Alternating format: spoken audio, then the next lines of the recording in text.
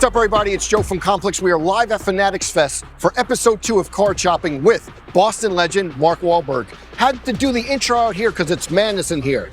We're going to talk about his passion for collecting. I think he's going to buy some cards, and then there may be even a special guest at the end of the episode. Let's go.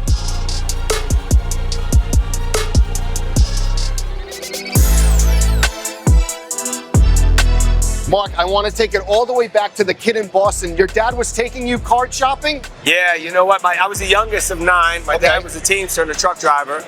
So I would get to go to work with him. We'd go to the movies, we'd go shopping, we'd buy some cards, we'd buy some candy, but it was always the same thing. We'd either go to the movies or trying to get some cards. And what were the shops like in Boston? Like, we'd actually buy from like the corner store, candy store, you know? You buy a pack of cards and a piece of gum. You get a piece of gum, you knew you were gonna get stale gum, but hopefully you got some good cards. And then how many Jim Rice or Fred Lynn cards ended up in your bicycle spokes? If we'd only have known Jim Rice, Fred Lynn, Dewey Evans, and Louis T. I got my first autograph with a card when I was at the Y. I was like, I don't know, 6, 7 years old. And to see it now, what do you know, we have a Brady 2000 Bowman refractor 30,000. Gotta have that. What do you think of the hobby now? You know, it's been amazing to share that experience and tradition with my son and my friends and his son. It's been amazing. It's only getting bigger. More and more people are experiencing the tradition and passing it on to others. It's phenomenal. I was watching the HBO show, and I love that you kind of got them into cards to get them away from video games. Talk about that. Well, yeah, look, we did have a little pause. People started thinking they should take cards, trade cards, sell cards, without really knowing and understanding the value of the card. So I shut them down, like any responsible parent should. But listen, they're really smart, they're into it, and they're also into things like crypto. My son is really kind of ahead of the game. So as an old guy, stuck in the past, I'm also learning a lot about where the future is headed from him. Definitely. So it's been great. It's a great way for us to bond, connect. And you know, I saw the card boards, like they pulled like a Mickey Mantle 1 of 1. What do you think is the rarest card in the Wahlberg family? You know, we've got some good ones, but we're looking for that rare. I want that Babe Ruth card. I want that Honus Wagner card. I want that Mickey Mantle card. I gotta have Ted Williams. Some cards, just because of the relation to Boston, even if it's not the most valuable card in the world, it carries a lot of value to me, and I think that will translate in the future. So. Sentimental a little bit. Absolutely. You bring up the Honus Wagner T206, I think just sold for almost $2 million. You are a collector at heart. What do you think you would drop if you could on a Grail card? Would you go whatever it takes or what? Yes, you know, it's sad to say I've had an opportunity early on to buy a couple of peak collections that we knew had some great cards in them.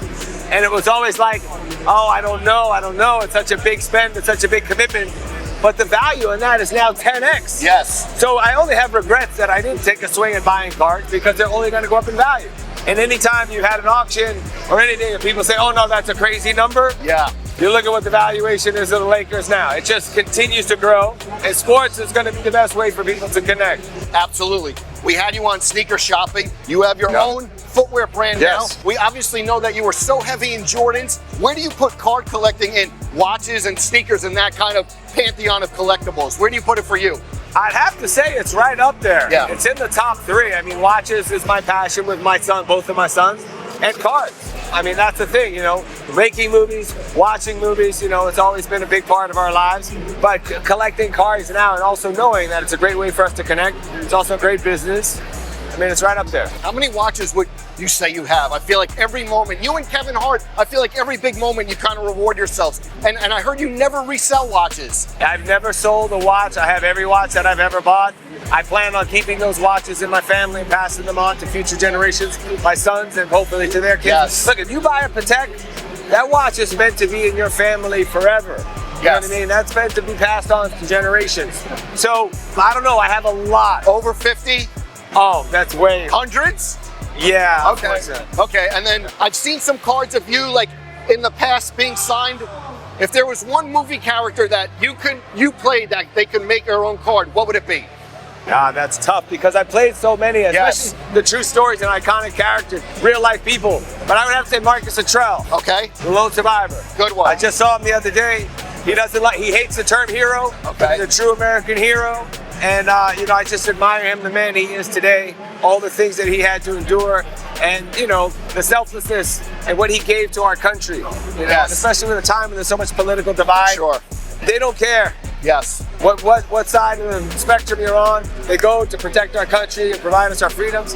And look, we want to bring people together.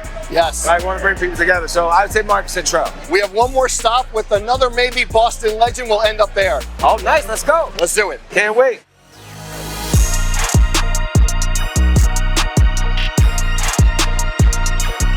So, obviously, two Boston legends. He was the original Boston legend. Okay. And then I kind of came in late on the scene, but now I think we can both claim it. Yeah. What's it like? He was shopping in mom and pop stores, so were you for cards. What's it like to see you owning your own store, but the mayhem of this festival and the collectible space? Yeah, I love everything about it. And I think for Fanatics to bring everything together like this and all the sports in one place, get all the athletes, I think it's what sports needs. You know, it needs a place for all these enthusiasts to come, and no matter what you're a fan of, you're gonna find it here. So everyone's got great displays, and there's Fanatics games later today. I'm doing that. And then we got some cool stuff displayed here, a car bought by Tom Brady. Yes. These are some iconic wristbands that it's amazing because when I look at one of these wristbands, these are from the Super Bowls. This is what I wore on my wrist. All these plays, like, they summon up hours of practice and throws to Gronk, throws to Julian, run plays, my meetings with Josh, motherfuckings from Belichick. Yeah, they exactly. They all resonate there. What about for you from a fan perspective seeing this? Should I need my glasses to see? I know. No, they're hard to read. You know, I've been fortunate enough to witness a lot of those great wins, and through difficult times and growing up very humble beginnings, to be able to have sports teams that give you hope, that give you something to root for, something to be excited about. It's incredible. I think you bought one of his cards even over there. What's it like? I just dropped a real number over there.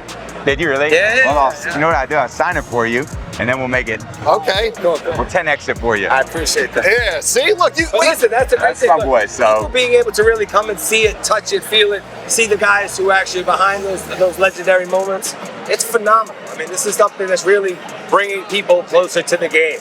And both as entrepreneurs, I think he told me, I don't want to, maybe over 100 you plan on opening. Do you think you would ever get into brick and mortar card I'm trying to follow his footsteps. Absolutely. I'm already looking for locations. I love it. It's crazy because we're going to end up, and I know people are going to give me a lot of shit for this, but I live in Vegas. Okay. Yeah. Tom's got a piece of the Raiders.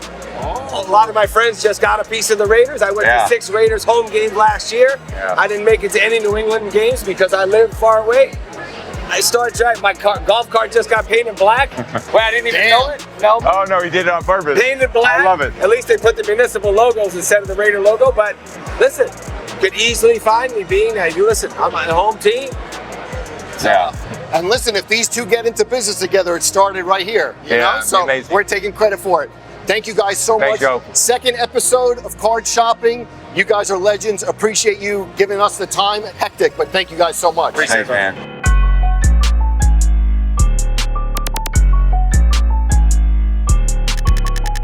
All right, I had to get the GOAT.